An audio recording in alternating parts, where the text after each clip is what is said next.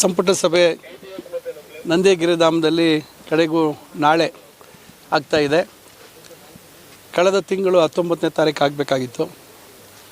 ಕೆಲವು ತಯಾರಿಗಳು ಮಾಡಿಕೊಳ್ಳಿಕ್ಕೆ ಸಮಯಾವಕಾಶದ ಕೊರತೆ ಆಯಿತು. ಕೆಲವು ಯೋಜನೆಗಳಿಗೆ ಮಂಜೂರಾತಿ ಪಡಿತಕ್ಕಂಥದ್ದಕ್ಕೂ ಏನು ಕೆಲವು ಘಟನೆಗಳಿಂದ ಮುಖ್ಯಮಂತ್ರಿಗಳು ಮತ್ತು ಹಣಕಾಸು ಇಲಾಖೆ ಇವರೆಲ್ಲರೂ ಕಾರ್ಯ ಒತ್ತಡದಿಂದ ನಾವು ಅದನ್ನು ಪೂರ್ಣಗೊಳಿಸೋಕ್ಕಾಗಲಿಲ್ಲ. ಏಸಾಕೋಟೆ ಕಾರ್ವೋ ವಾಟರ್ ಪ್ಯೂರಿಫೈರ್ಸ್ ಅಂತ ಹೇಳ್ಬಿಟ್ಟು ಹೋಲ್ಸೇಲ್ ದರದಲ್ಲಿ ಚಿಕ್ಕಬಳ್ಳಾಪುರದಲ್ಲಿ ಪ್ರಪ್ರಥಮ ಬಾರಿಗೆ 5,500ಕ್ಕೆ ವಾಟರ್ ಪ್ಯೂರಿಫೈರ್ ಲಭ್ಯ ಇದೆ.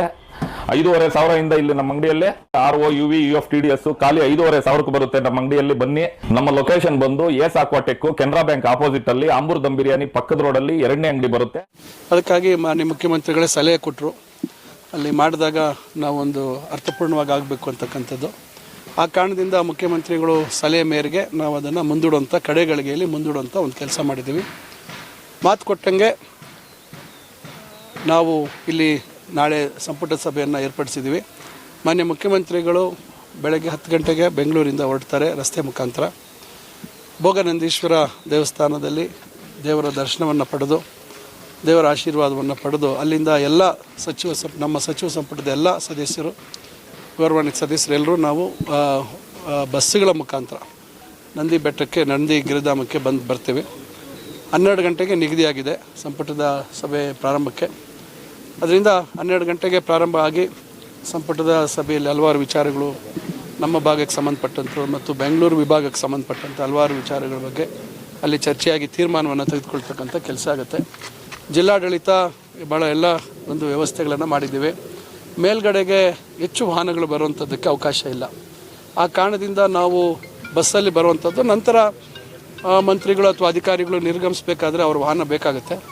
ಅದರಿಂದ ಇಲ್ಲಿ ಒಳಗಡೆ ಸ್ವಲ್ಪ ಕೆಲವು ವಾಹನಗಳನ್ನು ಬಿಡಬೇಕು.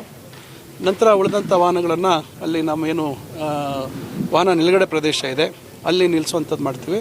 ಖಾಸಗಿಯವರು ಯಾರೂ ಇಲ್ಲಿ ಬರುವಂಥದ್ದಿಲ್ಲ, ಅನುಮತಿ ಇದ್ದರೆ ಮಾತ್ರ ಬರುವಂಥದ್ದಕ್ಕೆ ಅವಕಾಶ ಇದೆ. ಅದರಿಂದ ಒಟ್ಟಾರೆಯಾಗಿ ಎಲ್ಲ ರೀತಿ ವ್ಯವಸ್ಥೆಯನ್ನು ಮಾಡ್ಕೊಂಡಿದ್ದೀವಿ. ಮಾಧ್ಯಮದ ಸ್ನೇಹಿತರು ಕೂಡ ಬೆಂಗಳೂರಿಂದ ಅವರು ಬಸ್ಸಲ್ಲಿ ವಿಶೇಷವಾಗಿ ಬರ್ತಾರೆ. ಅವ್ರ ಜೊತೆಗೆ ನಮ್ಮ ಚಿಕ್ಕಬಳ್ಳಾಪುರ ಜಿಲ್ಲೆಯಲ್ಲಿ, ಅದರಲ್ಲೂ ಚಿಕ್ಕಬಳ್ಳಾಪುರದ ಮಾಧ್ಯಮ ಮಿತ್ರರಿಗೆ ಅವಕಾಶ ಇದೆ.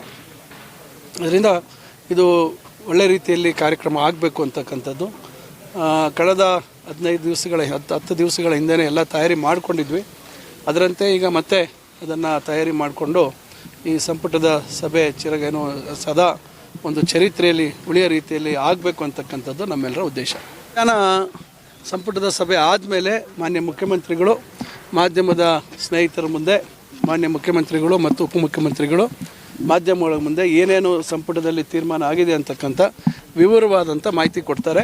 ಮತ್ತು ನಮ್ಮ ಜಿಲ್ಲೆಗೆ ನಮ್ಮ ಜಿಲ್ಲೆ ಚಿಕ್ಕಬಳ್ಳಾಪುರ, ಕೋಲಾರ ಮತ್ತು ಬೆಂಗಳೂರು ಗ್ರಾಮಾಂತರ ಈ ಜಿಲ್ಲೆಗಳಿಗೆ ಏನು ಸೀಮಿತವಾಗಿ ಏನು ಅಕಸ್ಮಾತ್ ಕಾರ್ಯಕ್ರಮಗಳೇನು ಮಂಜೂರು ಮಾಡ್ತೀವಿ ನಾಳೆ ಸಂಪುಟದಲ್ಲಿ, ಅದ್ರ ಬಗ್ಗೆ ಕೂಡ ವಿವರವಾಗಿ ಹೇಳ್ತಾರೆ.